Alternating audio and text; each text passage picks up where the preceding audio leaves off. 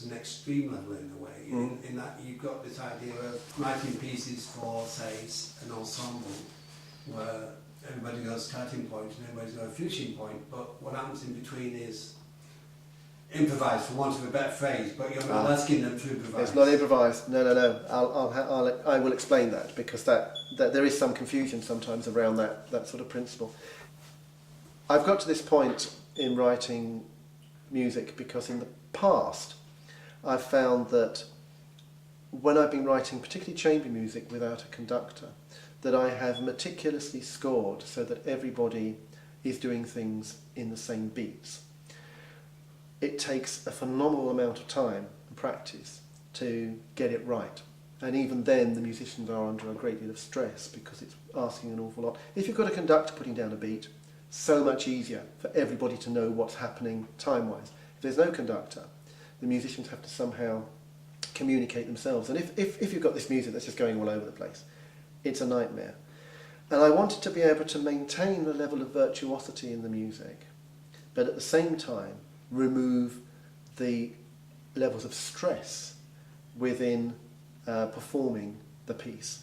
And I didn't want to get a piece that was performed badly because I had written something that was impossible to perform without a conductor. So I wanted to find a compromise that would allow me to push all those limits further.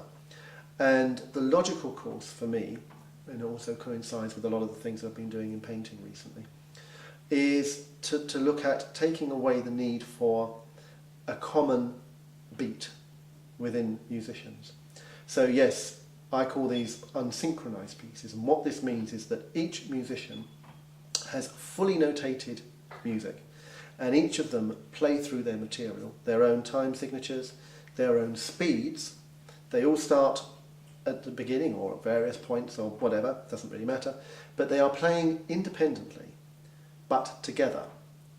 And I look at these pieces before I compose them to try and work out what the possibilities are, where this kind of fluctuations and flexibility can happen. But what it means is you're going to have, let's say, 7 or 8 musicians who are all working through their part as if they were playing a solo. But there are 7 soloists all playing together. And all this sound interweaves in and out in a highly virtuosic way, in a very fluid way. And because the players are only contending with the technique of playing and the expression of playing, and not where they are in relation to everybody else, there's a liberation that comes through that performance that makes it more human in a way and less stressed. So the virtuosity level actually increases because they're not tempered by the need to know what everybody else is doing. And what you get is a kind of a cacophonous chaos that is both beautiful, alarming, frightening, mad, all these different things, and where the form of the music tends to evolve as it moves through in a very natural way, which interests me, and where no two performances are exactly the same. So it's bringing degrees of freedom that are not improvisational at all, fully notated, but they're bringing a flexibility in the way the musicians relate to each other. And it's very, very exciting, and the first batch of these pieces, which are called the Shape Distance, the same name that has been given to a series of 8 paintings I've recently done, is going to be performed in Atlanta in the US with Chamber Cartel in September. I'm hoping to go over for that. And that will be the first time my theoretical research into how these compositions will work will be tried out with real people. So it's very exciting for me. But there's no score in the traditional sense? No score in the traditional sense. You can't look at overall score and say, oh yeah, that's what he's going to be playing when I'm playing this. Absolutely not. not. There's no conductor, so do you feel there's going to be a need for a lead musician who sort of takes it through? Or? In those pieces, no. There's no need for a lead musician. Each player has all the instructions they need within their music.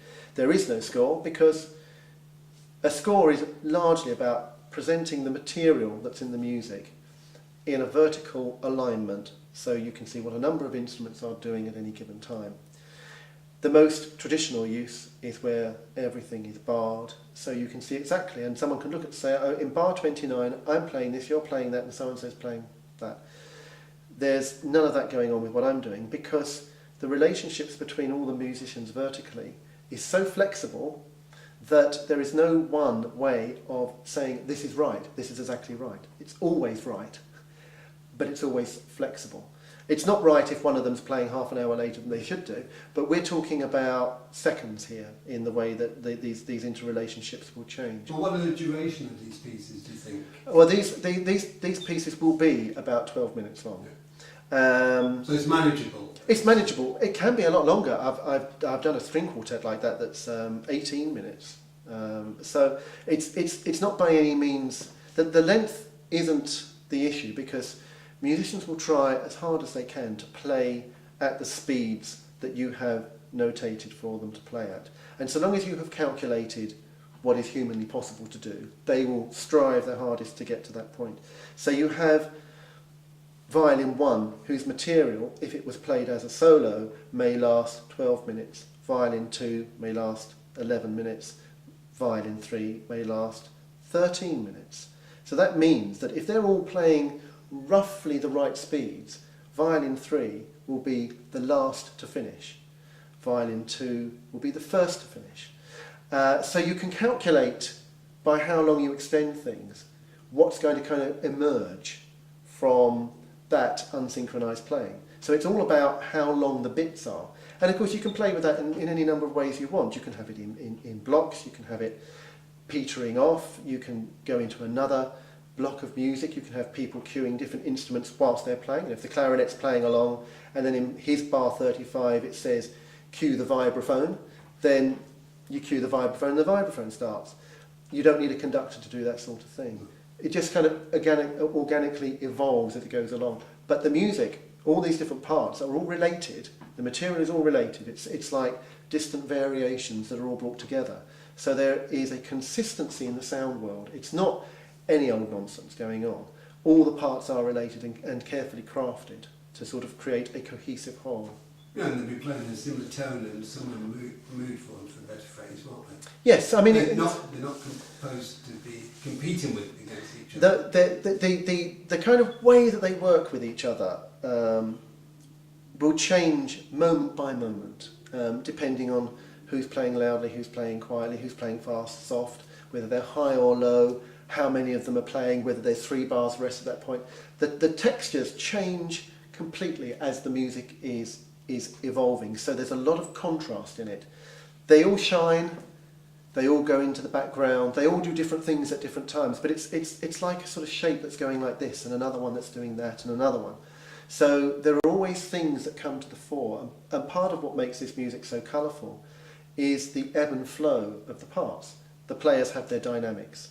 So if they're told to play loud or reasonably loud or quiet, they follow those instructions. But there could be 3 of them that are currently in a part that's relatively quiet, while another one's told to be loud.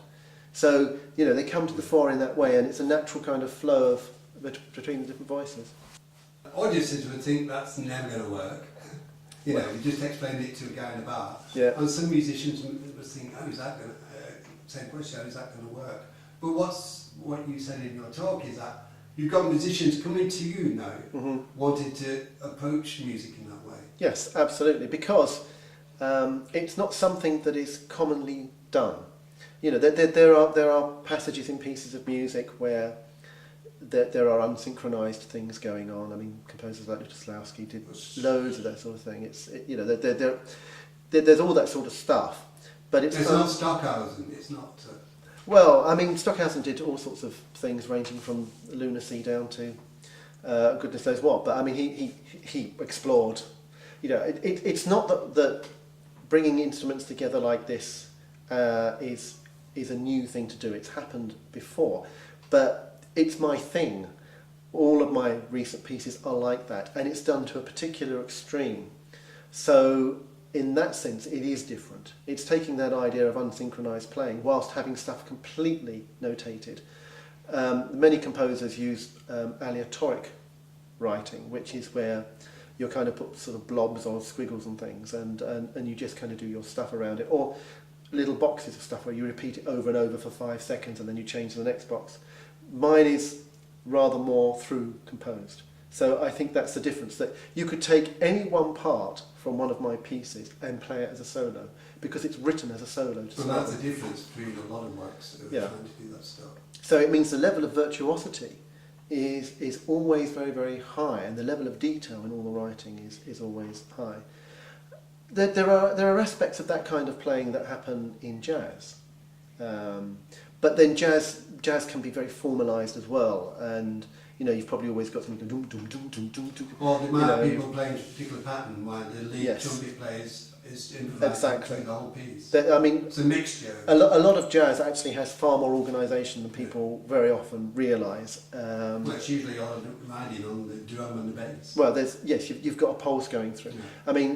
Free contemporary jazz can be absolutely off the wall, and in some ways it's kind of closer to the aesthetics of that, except in that form of jazz, players are improvising. I always take the view that I'm a composer, and I want to write the music, and I want to have that music to tell the players what to do. I'm not interested in improvisation. Other composers are, that's absolutely fine. But to me, if I was going to take the analogy somewhere else, it's like me doing a bit of painting and then saying to somebody else, oh, you fill in those bits, there we are, that's finished, that's the painting, that's my work. But it's not my work. I collaborate with musicians via their performance, but I don't collaborate from the point of view that I expect them to make up the music. They've got enough to do. Perhaps I'm a bit of a control freak, but they're not so much of a control freak, otherwise I wouldn't be doing this unsynchronised stuff. Because how are you letting your works go anyway?